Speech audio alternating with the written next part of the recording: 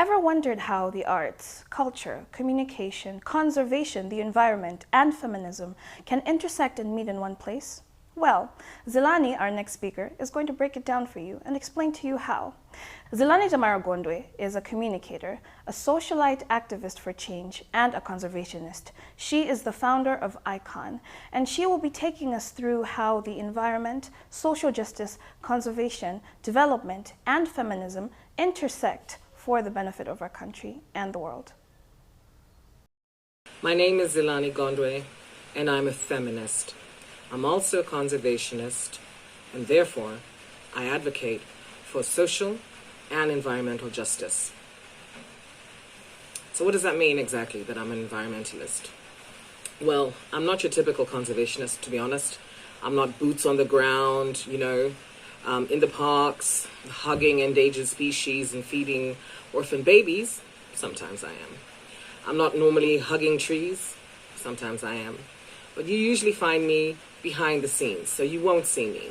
I'm the person in charge of and sorting out campaigns, video shoots, photo shoots, sorting out letters to people who make decisions. I'm your advocate. I'm advocating for our planet, our people, especially women and the environment. So what does that mean?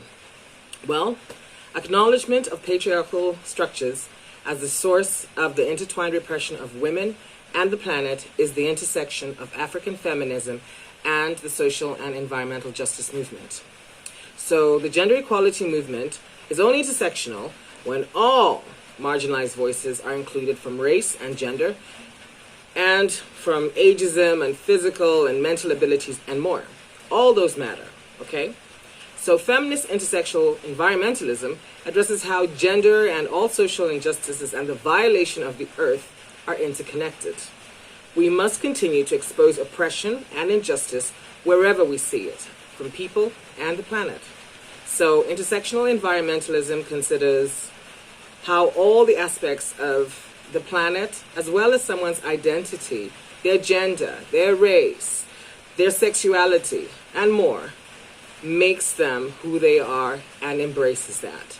So what makes it truly inclusive and representative and safe is this: intersectional feminism matters to all the justice movements, and all justice movements matter. So my Africanism and my feminism are not add-ons to my work in this space.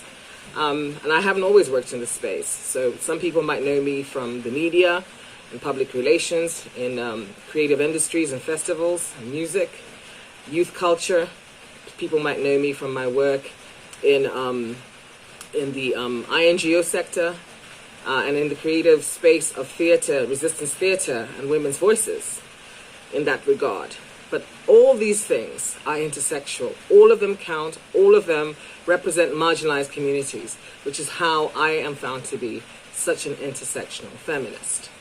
So when the Tonse government came to power, I was thrilled. I was excited. A new government, a new day, a new leader and new vice leader.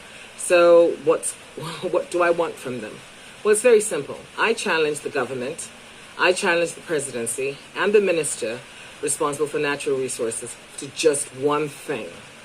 Can they, and they should, reforest this small country entirely in just 5 years?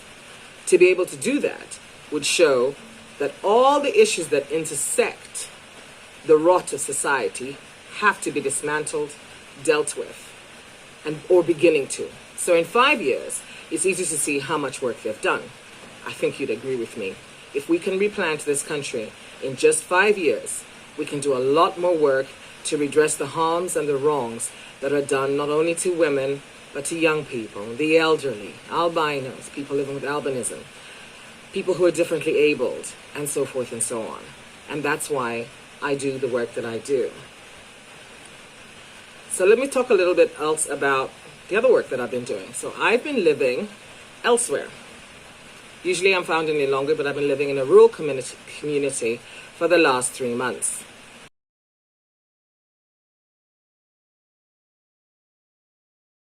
On any given day, the meetings and decisions that affect women are made by men.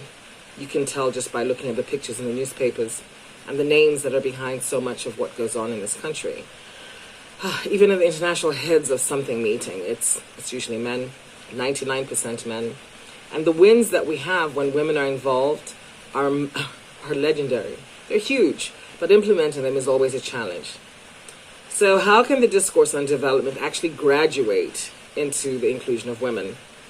This is also true in agricultural planning. Oh yes, ask any rural woman. Demand-driven, they say. How does a rural woman go to an agricultural extension worker and say, this is what I need? The man is the extension worker, of course, and the space that she's living in is highly controlled by men. Imagine she comes home and her husband says, where were you? What were you doing? Why were you? No, you don't do that. So it's difficult. She doesn't have the language. She doesn't have the technical know-how to understand what is happening. The agricultural extension officer does, but he's also just ticking boxes many times in a clerical way. So leaving women out of the development discourse is definitely happening in actual development planning. So I'd like you to hear from a woman who decided that she is doing whatever she can that's in her hands to do. Meet Dinus Kamaliza. Ine Dinus Kamaliza nzimayenzanu kuno kunchena chena. Ndikukuziwisani malingana ndi nyengo mmene zasinthira pakali pano. Tiyenere kuzala mitengo. Ine nzimayenzanu ndafesa kale ina ndafesa 20 to 2021 ndamba kuzala kuchoka chaka chatha kuzafika pakali pano. Ndikunena pano mitengo iyo ndazala kale 2500 ndikunena pano nzimayina zanu ineyo pano izathandize moyo wanga ndi banja langa komanso inu nanuso zalani mitengoyo kuti naso kuthandizeni pa mabanja anu. I've been living in the north of Malawi for about 3 months, but it feels like 4 months. It's not enough. I love it here. This rural community is my heart, and even though I live in the city of Lilongwe, yeah, this is where my heart is. This is my home. This is my home village, Chana Chana in Rimpi. And I was healed from COVID here. I came here for Christmas, was found with COVID, and I recovered here, and I was recuperating here, and I got involved with the community here. And I met people from across the northern region, not just in this village. I've met people from Karonga, I've been to Mzuzu. Haven't been to deeper Mzimba, but I've met so many different people. And the single story that I hear, when I say people, I really mean women. The single story that I hear that connects these different groups of women is this feeling and this knowledge, actually, of not being heard. Not being heard because somebody assumes that what they think is good for them is what they shall design. And so we set about making some changes to that, and we hope that these actions that we're taking are going to make a difference. So, for example, we've set up the Northern Business Women's Chamber of Commerce, a first in Malawi, and I'm very proud of it. In progress, but coming to you really soon. We've set up the POCA Women's Horticultural and Chili Farmers Cooperative, aiming to be a powerhouse in chili production, coffee, macadamia, and bananas. We've set up also Country Kitchen, which is part of Country Enterprises, and therefore it has an agribusiness component that does agro-processing, as well as other businesses that support women, all employing women, some women who have left abusive marriages, early marriages, and therefore we've also set up a creche to take care of these children during the hours that women are working or farming, because it's necessary. A creche in a village is not a stupid idea. It's a necessary idea.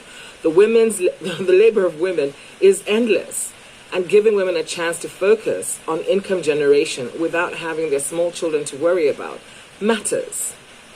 So these interventions are trying to respond to gaps in the community and intersect women from different communities together. And it's possible to get these women to begin to work together because they actually are connected. So intersectional feminism aims to give the quietest voices space, inclusion, a chance to feel seen and heard, creating space for everyone.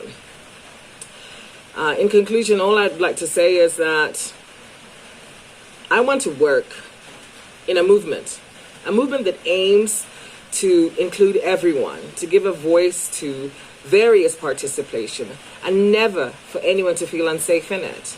Because when we bring in everybody, That is the only way that we're going to change and make this planet not only greener and healthier, but also safer and able to give fair opportunities for everyone.